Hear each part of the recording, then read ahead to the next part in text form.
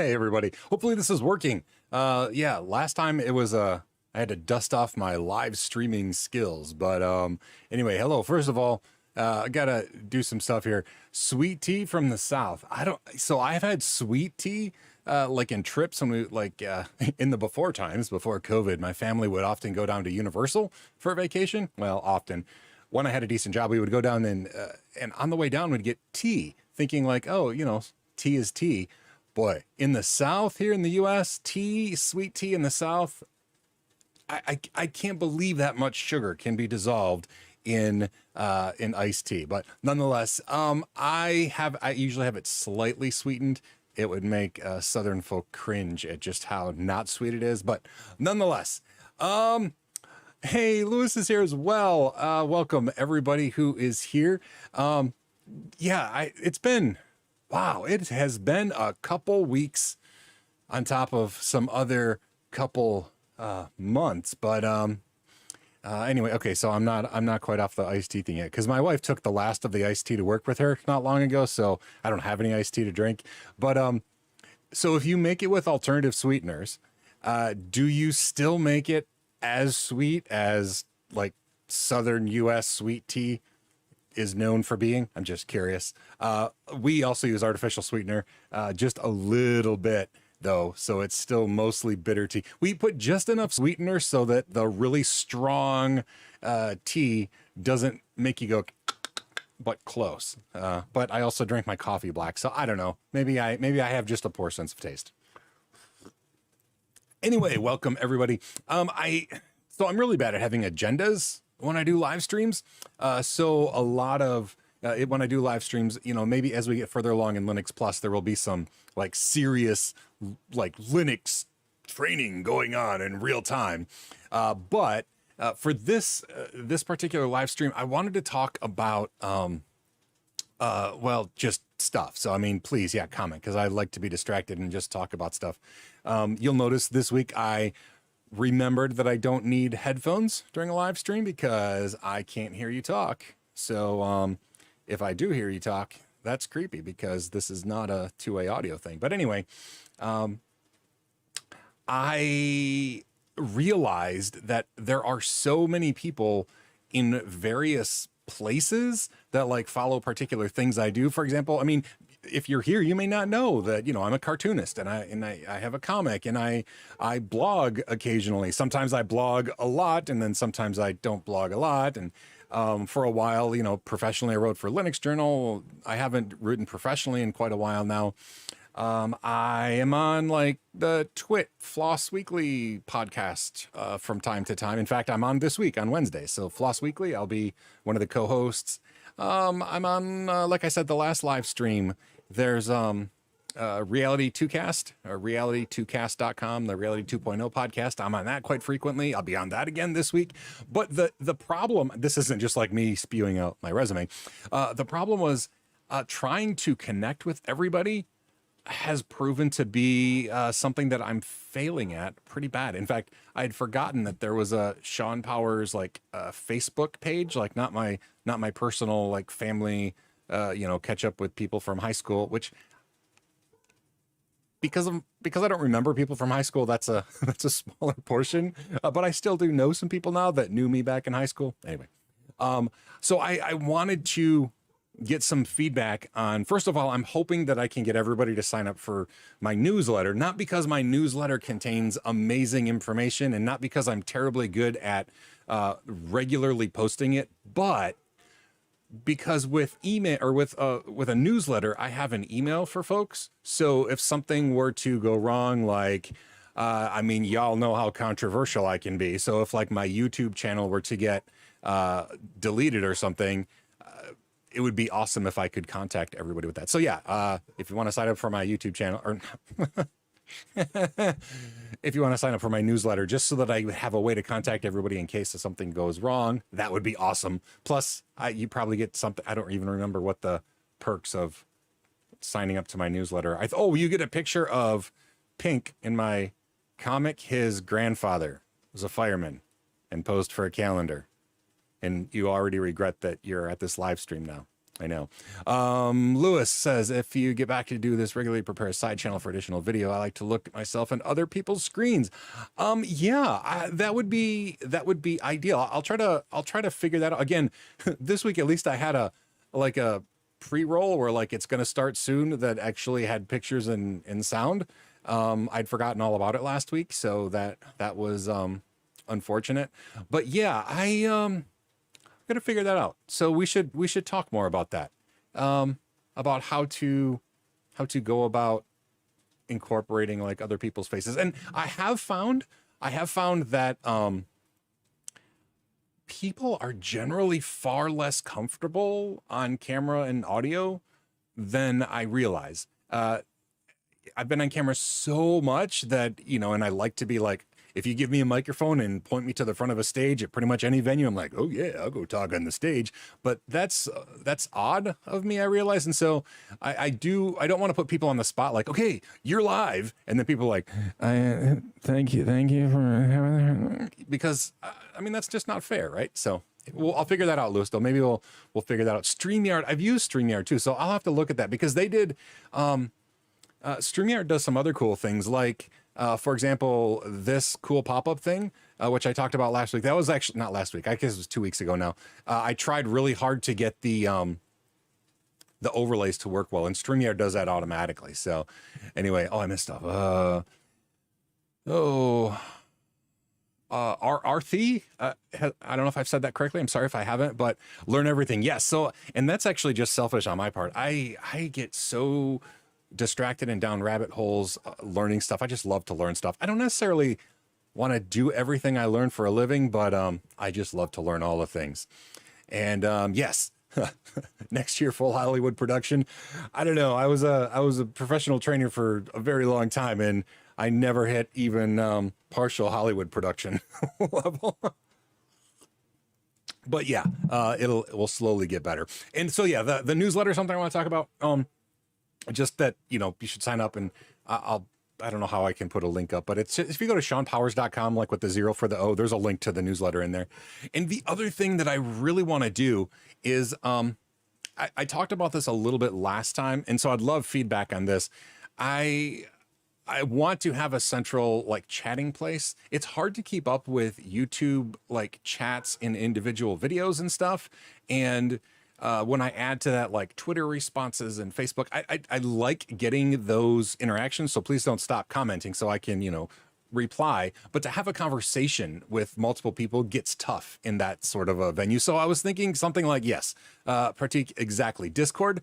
The question that I've been asking myself for quite a while is, should it be Discord or Discourse? And if you're not familiar with Discourse, it's a forum software, right? It's like, it's a forum based thing. I'm kind of old and it feels like a conversation thing, but Discord, and here's why, that's why in the past I was leaning towards setting up Discourse, which again is like, you know, PHP, bulletin board, all those old forum softwares. Hold on. Oh.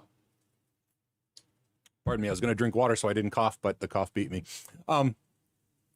But the issue with Discourse, it does integrate with Patreon, but not as well as Discord. So that was the other thing. I recently did finally set up a Patreon page, and for, you know, supporters to have like a channel where I could like announce things there, it would be cool. And Discord does integrate really, really, really well. So so I probably will go with Discord, even though I'm less comfortable with Discord than a standard forum. But I should learn, right? I should learn everything, including how to make Discord work.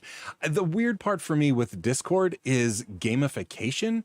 I mean, it seems like everything is gamified. And I know that it was like originally and still largely like for gamers, but the whole idea of like your server is like boosted and then you get these features, and it's hard for me to wrap my brain around. So it probably will be healthy for me anyway to use Discord. So I actually have it set up here. Let me I don't know how to invite everybody. I will invite everybody. Oh, that's a cool picture. But you'll see it's going to be, I mean, I really have done it. I haven't just, I'm not lying. I really did make it, or didn't just make it up. So I have Discord. It's going to, oh my gosh, all my screens went away. Okay. I have no idea what happened. Apparently, if you hold a window long enough, it just minimizes everything else. So bear with me while I reopen all of my windows. I hope I didn't close anything. I hope you're still there.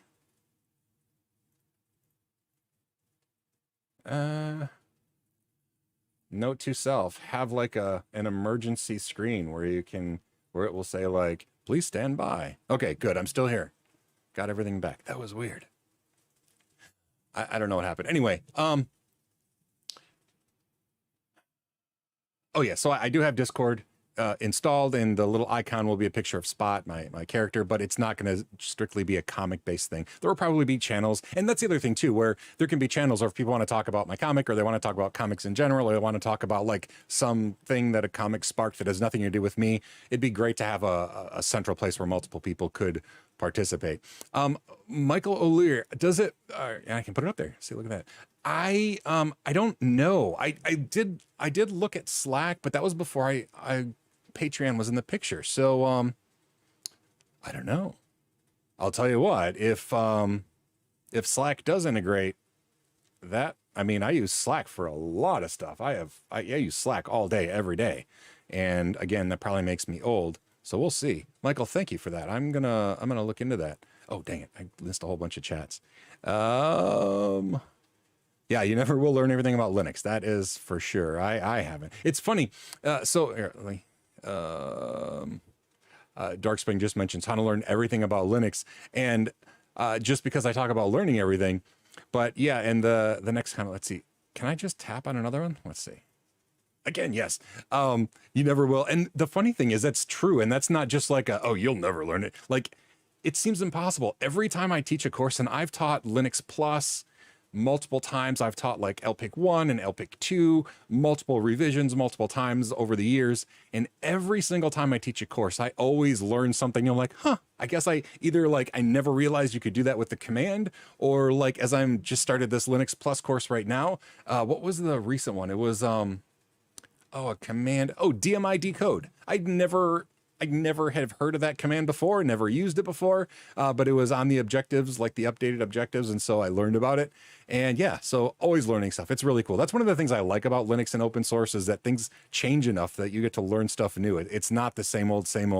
Like, I feel bad for like history teachers, where if they're not doing anything recent history, they just, it's the same thing all the time. Plus, I'm just not a big history fan. But anyway, Discord would be great. So I'm leaning towards Discord right now. And if Slack works, maybe I'll do like a poll to see what everybody thinks. Slack or Discord. Slack, like I said, I use that a lot, whereas I don't use Discord. And Dwayne, yeah, just to be clear, he was not being a jerk. I was just pointing out, like, yeah, there's always something new to learn with Linux, which is what makes it exciting. That doesn't mean that like what you do know is always outdated. It's just it's an exciting topic because there's always something new to learn. Let's see, Barcode. Let's see CBT Nuggets. Oh, thank you. I appreciate that very much. I mean, it's still me. I'm not making training for CBT Nuggets now, but I just really love making training, and so this is a cool opportunity for me to make it on YouTube. And I mean, I know it's after work, but the past couple of weeks I was horribly sick. I had no voice. I couldn't talk. And then we had bank fraud go on in our account, and I didn't even realize it. So we lost tons. It's been a very, very rough week. If you want all the juicy details, you can go to brainofsean.com. I blogged about it, but I should be back, and hopefully at some sort of a regular schedule. Like I said, I would ideally like to have 2 Linux Plus videos go out on the YouTube channel every week.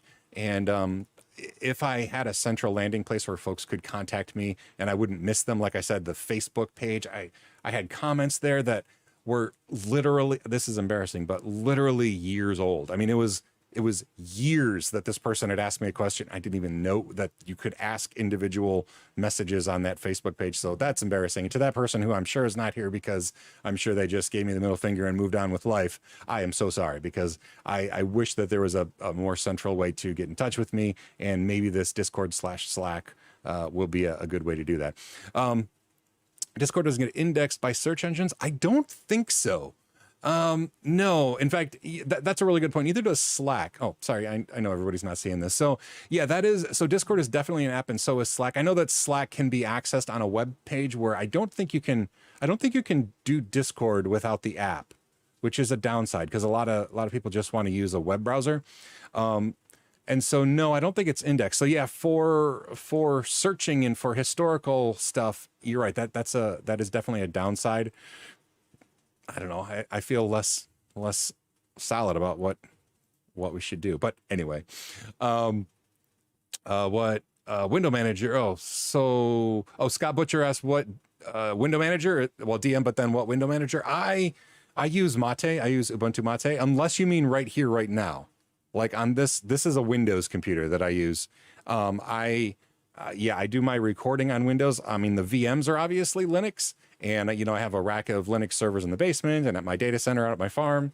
But this is a Windows machine, and for the specific purpose that with Windows, when I'm doing a slide, like a PowerPoint slide for like drawing and stuff, I can make hotkeys change the color of those annotation pens with my Stream Deck buttons, and I have not figured out any way to do that in Mac OS or Linux, only in Windows. So I use Windows Plus. I mean, it works well with the, all the drivers for this computer are working fine with Windows. So it is what it is. I'm not a zealot. I really like Linux, obviously, but I'm not a zealot.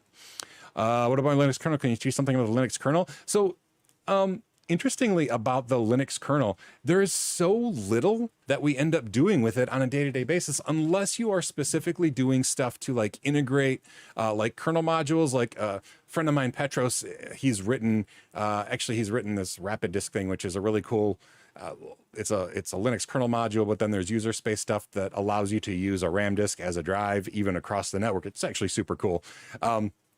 But he does kernel level stuff, but unless you're specifically developing for the kernel, I find it like as a system administrator, we do so little anymore with the actual kernel.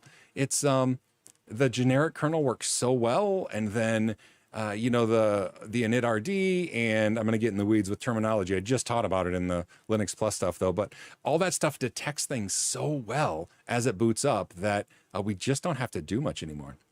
Let's see. Oh, about my wall. All right. So that, my friend, is not a paintball gun.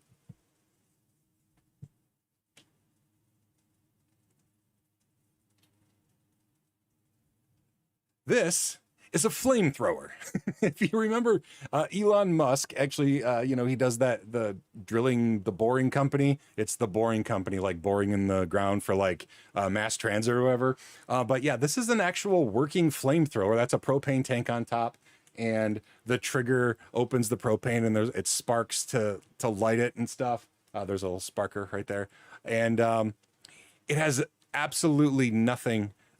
No usable value. Someday I hope to start like a campfire with it, but I've done nothing useful with it yet. But it sure does make a cool conversation piece, and it hangs on the wall. And that's the only purpose I've found for it. But I'm going to be back now.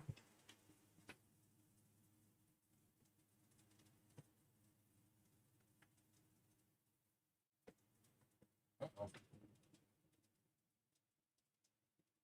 I don't know how I had it here. All right. I think that's right. Hopefully that seems right. Anyway, sorry, let me clear that. So yeah, I just wanted to talk about my flamethrower. What is the feature? IPFS or Debian WordPress? Hold on, this is a complicated question that I want to get back to. All right. I might need clarification. So IPFS, I think is just awesome. I do. Did I talk about IPFS last time? I've talked about IPFS a lot. And my day job is managing servers that serve out Filecoin, which is crypto, but it's based on top of the IPFS file system, sort of. It adds guaranteed delivery, et cetera, et cetera. But IPFS is just so cool. I wish that IPFS had more developers on it to make it more robust and more. The problem is, okay, you ready for a deep dive with Sean in like 2 minutes? IPFS is amazing, except that the parts that make it like BitTorrent, you know how BitTorrent will like get data from like multiple people all over, and like it'll just saturate your incoming bandwidth. Like if you're downloading a Linux ISO file that is well seeded, it will just like, and it'll just like saturate your network as you download it. IPFS is the same sort of technology, but it doesn't do that byte swapping multi-people download thing very well. And I don't know why, and I'm not a developer, so I can't, I'm not like bashing the developers, but it has such potential. I hope that it keeps getting better. Debian WordPress package. I'm not sure what you mean by Debian WordPress package. I'm sorry, and I lost where I was here. But yeah, IPFS I do really love. I do. Let's see. Oh, Discord has a web app. Shay, I didn't realize that. So that is a plus. I still don't think it's indexed, but yeah, it is really popular, and I'm sure it's really popular for a reason. And so I appreciate that. I didn't think it was available by browser, so I'll have to look into that. Maybe I'll make a quick video for people who want to do that. Because Discord seems to be the most integrated, if that makes sense, with like other platforms. So that would be interesting.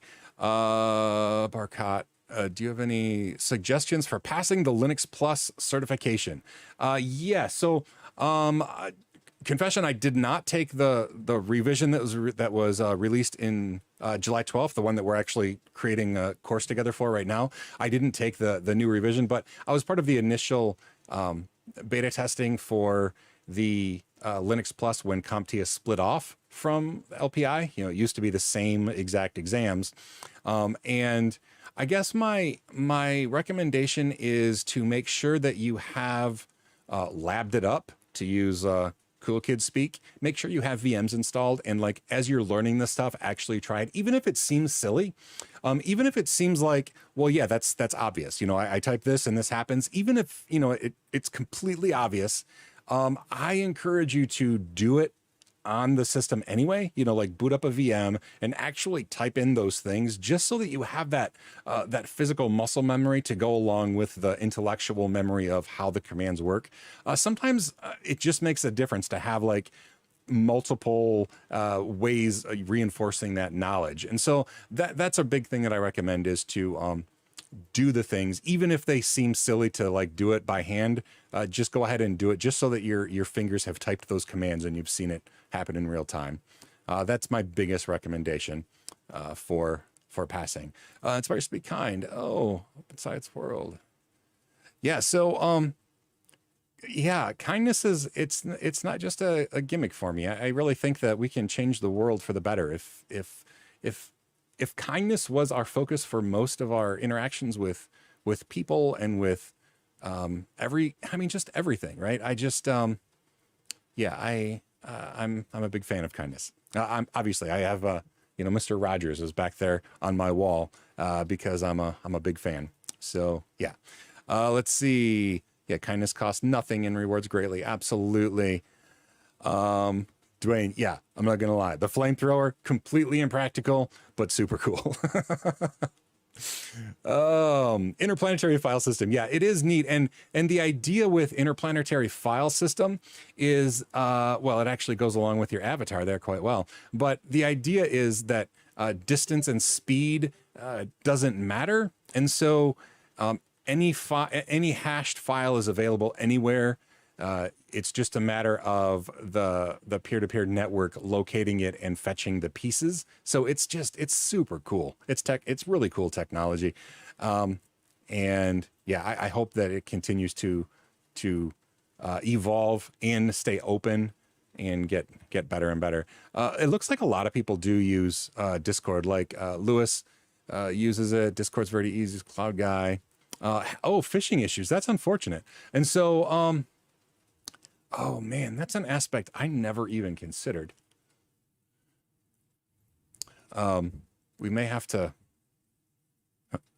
are there ways to deputize people to like help get rid of scammer things. I know there's some like moderation bots. I might actually need some offline assistance with making sure that Discord is best. Or if we start small while there's just a small group of us, please don't hesitate to say, hey, Sean, maybe if we did this, it would stop people from coming in and selling timeshares or, whatever the current phishing scam is. Let's see. Linux Plus has networking modules. You think CCNA before Linux Plus is overkill? Okay, so while I think CCNA and Linux Plus are kind of at the same, I can't, level, echelon, I don't know, like the same practicality level for learning, I think they complement each other well, but I do not think that one as a prerequisite or even a pre-recommendation for the other is necessarily valid. They both, I mean, obviously CCNA, and I taught a Cisco Academy back a long time ago in a high school, and the CCNA content has obviously changed some since then, but it obviously dives much deeper into networking, but it's that same level of kind of knowledge that Linux Plus has, if that makes sense. I'm not wording it well, but it's not like one is like super like, oh, you need to be a network professional for a decade before you think about taking this. No, I think that you can start from scratch and learn them both, and they complement each other very well, but I don't think that one is necessarily important before the other. If you want to go into networking, CCNA is obviously an ideal way to learn, because not only do you learn Cisco stuff, but what I liked about the CCNA, and I'm kind of talking out of my rear end here a little bit because I haven't actually looked at CCNA curriculum for over a decade, but the content is about networking in general. And yes, there's a lot of like, this is how you configure a router, but a lot of the conceptual stuff really just helps with understanding how networking works. And if you take Linux Plus, it does have networking modules, but they're going to be at a practical level. Like if you do this, you'll be able to get your Linux machine to do this. Understanding that will help you understand or help you appreciate the CCNA, like deeper dive, like, okay, what's actually happening at layer 2 kind of thing. And then if you take CCNA first, when you look at the networking modules in Linux Plus, you're going to be like, oh yeah, I mean, we have to do this because, at level 2, there's no routing. So we have to do that. So they complement each other. I don't think one's necessarily a prerequisite or even a pre-recommendation. Let's see. Oh yeah, I don't want to start a war, but if I had to pick Star Trek or Star Wars, I'm a Trekkie. I just love the science. Maybe Star Trek with lightsabers. Is that a thing? Oh, let's see. Scott, I want to know how a map file works. I do bash programming. I want to index a file. There's a field separator is a new line. Oh man. Okay. I won't be able to answer this, just so you know, but I'll talk about it a bit. Yeah. In bash, I know that you can, you can load things into arrays and stuff. But that's something that I have done extensively in PHP, hacked my way through sort of understanding it in Python, but honestly, I've never touched in bash. When I get to something like that, I'm like, this feels like I'm flexing bash more than bash maybe needs to be flexed. That's just me personally.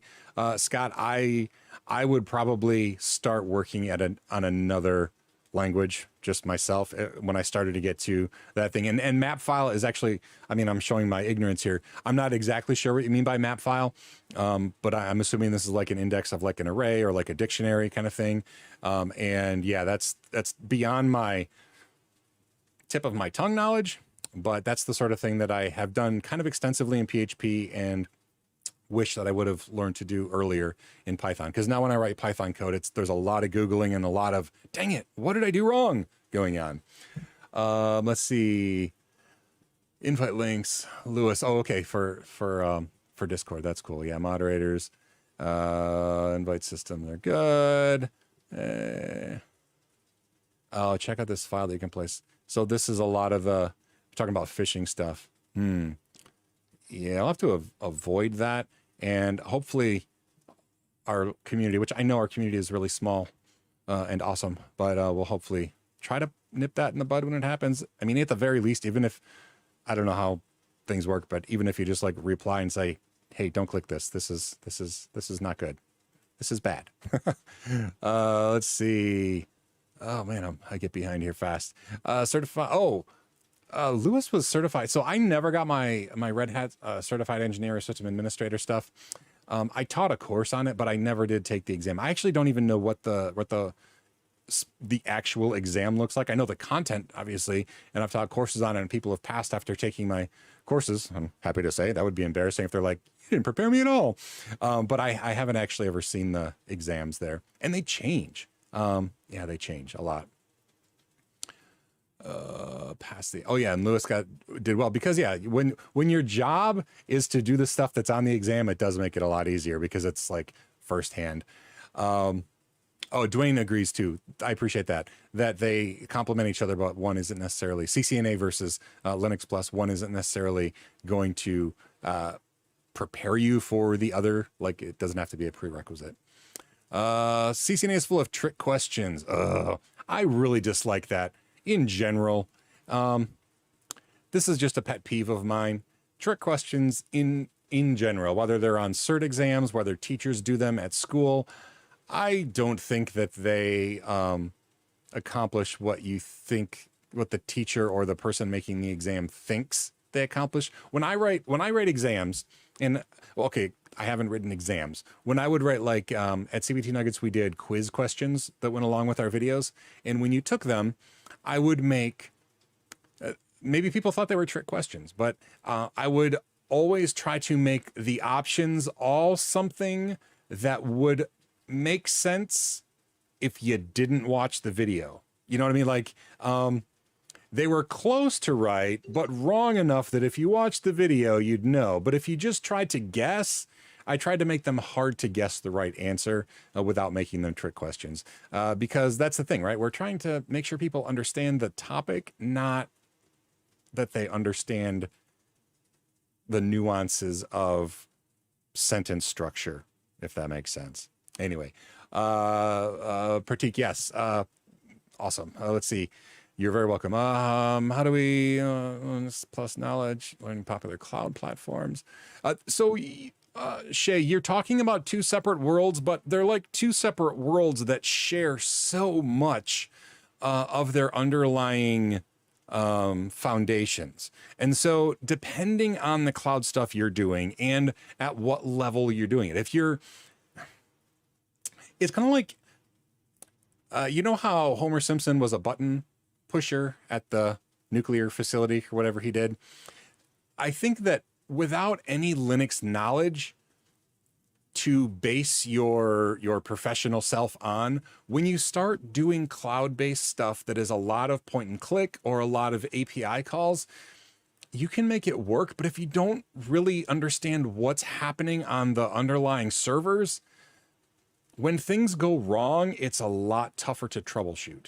Because if you don't have that, okay, so this is going wrong, what could that mean? Well, if you understand what's happening behind the GUI interface and behind the APIs, it's a lot easier to troubleshoot where things went wrong, whether it's your code or their code or, the backend system or whatever. So it's two different worlds, but boy, I'm very uncomfortable with recommending somebody go into cloud computing like AWS or Google or Azure or whatever without understanding Linux, at least at like a Linux Plus level. I think Linux Plus gives you a solid foundation of how Linux works, what it does, how it communicates, what you can expect from it. And then, like I said, so that when things go wrong, you understand what might be going wrong. Let's see. What else? This wasn't a question. I just thought of it too. So along with the cloud computing, the same thing is true with DevOps tools. Like I've taught courses on Puppet and Chef and Ansible, and they're great. And you can have an Ansible playbook or a puppet. I don't remember what they're called with puppet. With chef, they're like cookbooks and stuff like that. You can have all those and they can work, but if you don't know what they're doing automatically, that's a scary place to be, because they'll break and you'll be like, I don't know how to fix it. It didn't work. Now what? So yeah, all of those things, having that foundation makes you a better, whatever that next layer of complexity is. I don't think Star Trek and Star Wars should be compared directly, as they're really two very different genres of science fiction. Cloud Guy, you are absolutely correct. And choosing between them is something we don't have to do, because we can love them both, which I do. So yes. They love to have answers that are more right than the other. Oh, okay. So the trick question thing that we're talking about with CCNA is like, which is more right? Yeah, that's pretty pedantic. And I also dislike that. I'd prefer... Yeah, I mean, if an answer is right, but the other one is more right, yeah, I don't like that. Poo on them. They don't ask me when they make their exams, obviously. Cloud Guy, oh, sorry if I missed you when you're already gone. See you later. My fatherly duties, my kids are all grown in their 20s now. So, yeah, my grandfatherly duties could start at any moment. My eldest daughter is very pregnant. She's in her 9th month now, I think. So literally any moment I could be a grandfather. I'm very excited about that. But yeah, I totally understand the need to duck out from a live stream on a Sunday afternoon. What are my opinions on GPL3? Would it be possible to make profit with it and have sustainable business plan? Boy, that is such a, I mean, yes, first of all, yes, but that's such a complicated topic. And, you know, we've talked about that quite a bit on the Floss Weekly, at Twit TV, like the Floss Weekly podcast. We've talked about that quite a bit. And we have some experts in licensing on frequently. I would just look at the past episodes of Floss Weekly, because people smarter than me have better opinions on that. It makes it tough. It really makes it tough. And it seems like there's so many workarounds that seem sketchy, where like, people will separate their products into multiple products, and like, this product is open source, so here's the code, but it integrates with our completely proprietary thing that is not. And yeah, it's weird, and the legalese of that gets really complicated really quickly. So yes, obviously people have made profits with open source GPL3 products, but how to go about that without trying to leverage someone else's work for your own gain? Yeah, it's a tough topic. It is. Good base on a button pusher, as Sean said, just puts my concerns to rest. Yes, Linux Plus is a good base. I really do. And I'm not just saying that because I'm currently making the course. Linux Plus and LPIC 1, they're both pretty comparable as far as like knowledge levels go. They're both a really great way to know you can do system admin work with that level of knowledge. And it's a great way to know if Linux is something you want to do long term. I mean, if you go through the Linux Plus certification and hate every step of it, you're going to hate a job with system administration working with Linux Plus, because yeah. Something about Linux sockets. I don't know if I missed another part of that, but Linux sockets are weird. To be honest, that's a fairly niche aspect. I think we talked about Linux sockets. Gosh, when did I talk? We talked about it when we talked about file types. I don't know if that was Linux Essentials or already in the Linux Plus course, but we do touch on that. And unless you're talking about like ports, like listening on ports versus Unix sockets, it is pretty deep and specific. And the Linux Plus or LPIC 1 doesn't dive too deep into how to actually use them, other than what they are and kind of what they're doing. So. Let's see. Oh, well, congrats to you, Dwayne, for step grandchildren. Stereotypical attitude. So, when I was born, I'll put this up so it makes sense in context. When I was born, I had flame red hair. I mean, it's comical how red my hair was when I was born. In fact, such that I guess he would be my step grandpa. My grandma remarried to a man from London. I just had the coolest accent, but he called me Rusty from the day I was born until he passed away. He just referred to me as Rusty. He's the only person that ever called me Rusty. And since my red hair went away before I was 1 year old, it made no sense to anybody else, but it was always just our inside pet name that I had red hair. So far, my kids, none of them had red hair. at all. So that's just an interesting thing that my genetics just decided to stir up when I was born. And then I went from red hair to white, not just blonde, but like white blonde hair. It was that way for just a couple years. And then it turned, darker and darker. And now it's just brown. So anyway, that's the story of Sean's genetic line with this hair. And now it's falling out. Now my hair is just falling out regardless of what color it is. So Scratch. Oh, Scratch is great. I wish so. I don't know how old everybody is here, but Scratch is incredible. And kids really do learn a lot from using Scratch. Back in my day, it was the turtle. What was that turtle? Was it Logo turtle? Whatever the turtle was, where we would tell it like up 5, right 3.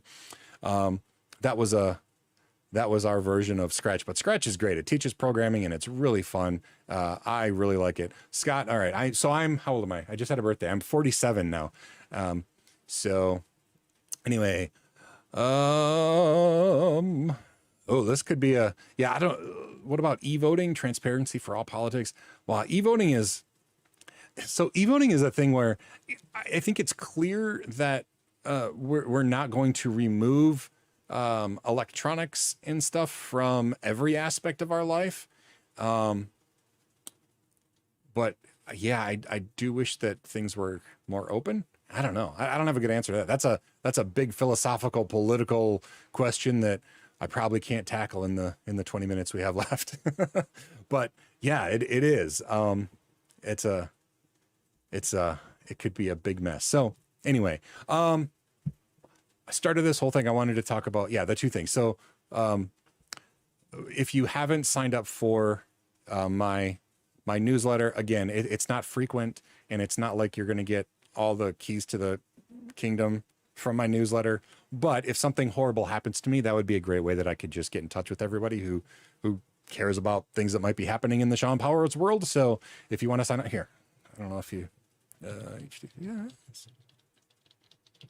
so that's my website that just has a link to all of my things, including my newsletter. And I'm going to look at Discord, Slack, and we'll probably go with Discord just because I think a lot of people use that and it's something I need to learn and I like learning. Yeah. So, I guess that was all the things that I really wanted to talk about today. Does anybody have any questions? I know we've talked about other stuff. This mug, very cool mug, was a gift from a Linux Journal subscriber from back in the day, Linux guy on Twitter. I'm not sure if he's still around even. And then I broke it. Well, I broke the first one. I gave it away. This is the second one. I broke one. The handle broke off and I tweeted about like, oh, I can't believe my handle broke off. I'm so sad. And he sent me another one. How awesome is that? I don't even know where it came from. But anyway, this is my Tux Linux mug. So thank you, Linux guy. If you're still around, I appreciate it. And I still use it regularly. Let's see. I am doing my comic again. So if you're a fan of my comic, that should be regular. I'm still not up to the 6 days a week without missing for over a year that I did. But it's coming out more and more regularly. If you look at my last one from yesterday, it's actually a picture that Lewis, who is still in the chat or was in the chat, took from a beach in Portugal. So thank you for that photo. And e-voting. See, okay, here is a great example of why I think Discord would be awesome, because the e-voting topic I think it's a great topic to talk about.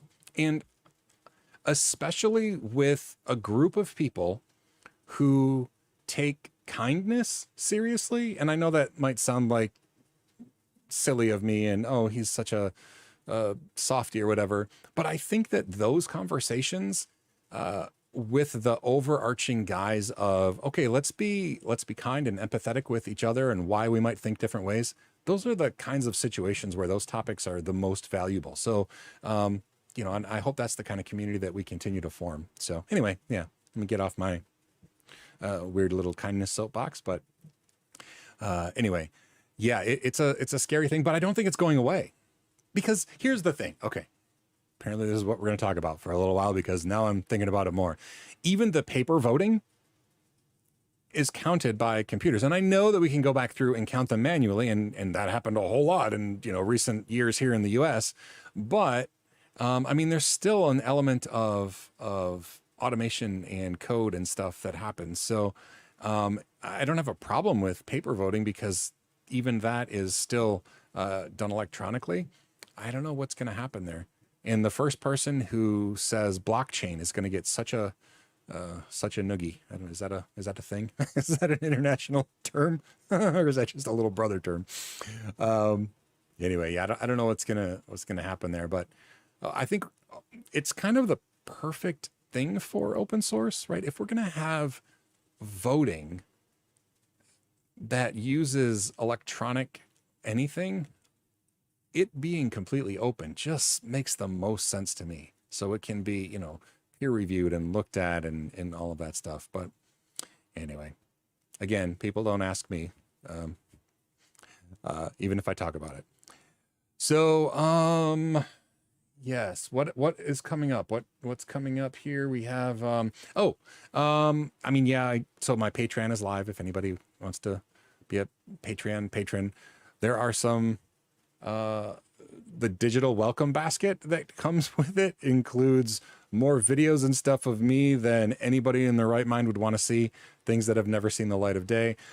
If you are considering being a Patreon supporter, you might want to wait until next month, because how Patreon works is you get charged and then the first of every month they charge you. And so the closer you get to the end of the month, the more double whammy. So that can be kind of insulting, which is why I tried to make the digital welcome basket as like large and fun as possible. But certainly not a requirement to be a Patreon supporter. Almost everything I do is given away free. Oh, but that's where I was going with this. Things like the tour of my micro data center out at my farm will go on my YouTube channel. Probably me stumbling over things in the barn will be like Patreon behind the scenes stuff that nobody really wants to see unless they really are fans of silliness. But those things are still coming. My data center is going well, and I'll make sure to have that. Anything else coming? Again, my comic is still going live. Still plan on blogging regularly. I guess that's it. I guess that's all there is. Winter is coming. And my wife got a full-time job at a bookstore, which is awesome. Providing healthcare, which is even more awesome. Yeah, if you haven't been following along, that's been a big concern and a big stressor of late. All right. It's a little bit early, but I've run out of things to talk about. I thought I didn't know how long we were going to go.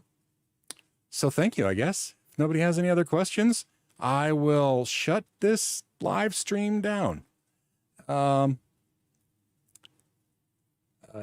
the barn story. Oh yeah, so the story of the barn itself. Yeah. Check out my blog if you want to be depressed and also informed. brainofsean.com. It's on that link in my main page up there too. Lots of weird stuff has been going on in our life. But anyway, yes, I'm going to plan on doing, as long as I'm healthy, live streams every Sunday. I'll try to have an agenda of stuff to talk about, and then we can just shoot the breeze too. I guess the best place to post information about the upcoming, almost certainly Discord server, which again is live, I'll just like send out invites or whatever. I guess the YouTube community page will be the landing place to reach people here. I'll probably post it on Twitter and stuff too, but hopefully everybody sees it on the YouTube community page here. And I hope to see everybody there. Yeah, Dwayne, this is fun. Okay, I know I said I was leaving, and I'm gonna, really. But the one last thing I'll say before I go is, so a lot of you know that I was a trainer at CBT Nuggets since 2009, right? A long, long time. And while I love training and it feels like a one-on-one, like talking over the shoulder with the person that I'm teaching or talking to, I do love the interaction. And I never had that with CBT Nuggets. Like there would be comments and occasionally they would filter to the trainers. Normally the learning team would handle that because it was a much bigger audience. But we didn't have anything like this. This is fun. I really, truly enjoy this. So even if even if the live streams are just shooting the breeze, I still hope to do it every Sunday. This time works well for me. You know, my wife usually works this day, you know, on Sundays as well. So this will work good. Anyway, talk to everybody later. And now will be the awkward time where I don't remember exactly how to stop the live stream. So as I fumble around, don't forget to learn everything, do what you love, and most importantly, buy a flamethrower. No, be kind. I'll see you next time. Click.